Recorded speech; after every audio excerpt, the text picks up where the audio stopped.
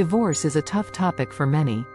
It's personal, emotional, and often, people look to their faith for guidance. When it comes to understanding, what does the Bible say about divorce, the answers are nuanced and deeply rooted in Scripture. Let's dive into the Bible's teachings, using both the King James Version, KJV, and the Complete Jewish Bible, CJB, for a well-rounded view. What does the Bible say about divorce? An overview. The Bible's stance on divorce begins with the concept of marriage itself. In Genesis chapter 2 verse 24, KJV, it states, "Therefore shall a man leave his father and his mother, and shall cleave unto his wife, and they shall be one flesh." This means marriage is meant to be a lifelong bond. The CJB translates it similarly, stressing unity and permanence. Jesus reinforces this in Matthew chapter 19 verse 6, KJV, "What therefore God hath joined together, let not man put asunder." Here, Jesus highlights that marriage is sacred and should not be broken lightly. The CJB supports this, emphasizing that marriage is a divine union. Real-life stories show this principle in action. Consider a couple facing severe challenges. They turn to their faith for guidance, finding strength in biblical teachings about unity and forgiveness. This helped them reconcile and strengthen their bond. The Bible acknowledges human imperfection. It provides allowances for divorce in certain situations, but its core message is about commitment and reconciliation. Biblical grounds for divorce: adultery and abandonment. The Bible highlights two main grounds for divorce: adultery and abandonment. In Matthew chapter 5 verse 32, KJV, Jesus says, "But I say unto you, that whosoever shall put away his wife, saving for the cause of fornication, causeth her to commit adultery." The CJB echoes this, noting that unfaithfulness can break the marriage bond. Paul adds another ground in 1 Corinthians chapter 7, 15, KJV, "But if the unbelieving depart, let him depart." A brother or a sister is not under bondage in such cases. The CJB emphasizes peace, stating believers are not bound if an unbelieving spouse leaves. Imagine a woman whose husband repeatedly cheats. Despite her efforts to forgive, he continues. Guided by biblical teachings, she seeks a divorce, knowing that adultery has broken their covenant. The Bible's clear grounds for divorce in cases of adultery and abandonment reflect the need to protect the integrity of marriage. Jesus' teachings on divorce, context and interpretation. Jesus' words on divorce are crucial. In Matthew chapter 19 verse 3:12, KJV, the Pharisees test Jesus, asking, "Is it lawful for a man to put away his wife for every cause?" Jesus replies, reiterating the sanctity of marriage. He acknowledges Moses allowed divorce due to hard hearts, but this wasn't God's intention. Jesus' stance aligns with the stricter rabbinic school of Shammai, which allowed divorce only for serious reasons. This context helps us understand Jesus' firm position against easy divorce. Think of a man considering divorce for trivial reasons. After studying Jesus' teachings, he realizes the importance of working through marital issues, not seeking an easy way out. Jesus' teachings stress that marriage is a lifelong commitment, with divorce allowed only in exceptional cases. What does the Bible say about divorce and remarriage?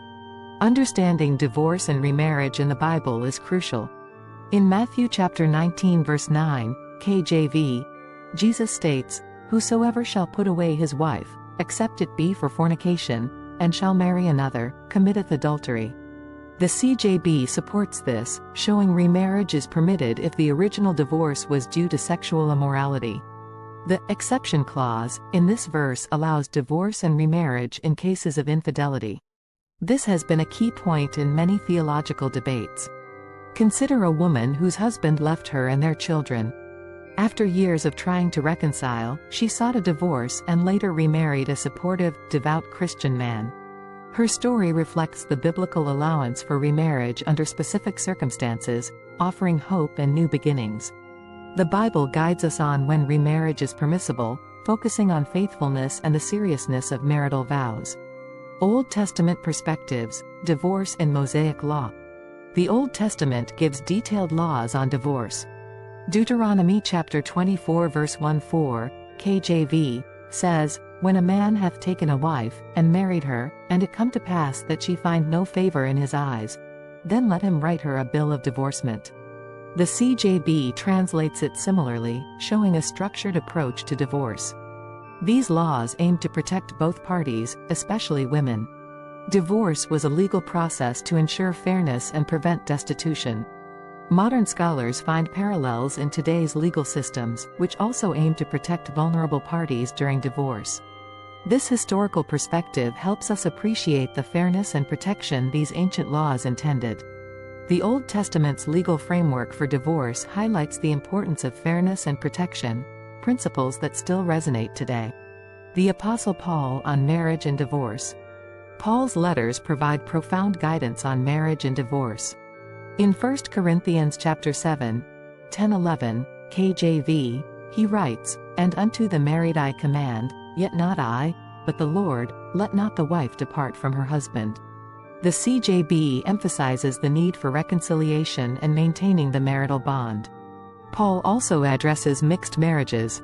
In 1 Corinthians chapter 7, 15, KJV, he states, "But if the unbelieving depart, let him depart." This acknowledges the complexities of mixed-faith marriages and provides a compassionate approach. Imagine a couple with differing beliefs. Paul's teachings help them navigate their differences with grace and understanding, strengthening their relationship. Paul's teachings emphasize reconciliation and respect, offering practical guidance for modern Christian couples. Modern interpretations, divorce and the Christian faith today. Today, Christians have diverse views on divorce. Different denominations have varying stances.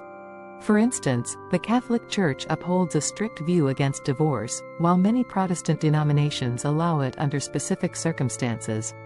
Church leaders often play a crucial role, offering counseling and support.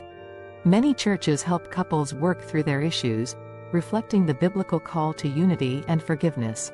Consider a couple facing severe issues who turn to their church community.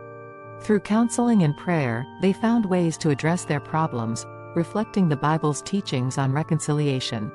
Modern Christian views on divorce are diverse but often aim to reflect biblical principles of unity and forgiveness. What does the Bible say about divorce? A path to reconciliation and healing. The Bible offers a path to reconciliation and healing. It emphasizes forgiveness and the possibility of restoration. This message is crucial for those facing divorce. The Bible encourages couples to seek reconciliation whenever possible. It provides allowances for divorce but stresses that it should be a last resort. Forgiveness and healing are central themes.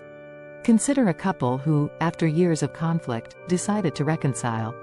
Through faith and counseling, they rebuilt their relationship, embodying the biblical call to forgiveness and healing.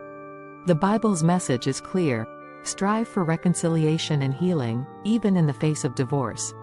FAQ: what does the Bible say about divorce? Is divorce allowed in the Bible? The Bible allows divorce under specific conditions such as sexual immorality, Matthew chapter 5 verses 32, 19, 9, and abandonment by an unbelieving spouse, 1 Corinthians chapter 7 verse 15. What are the three biblical reasons for divorce?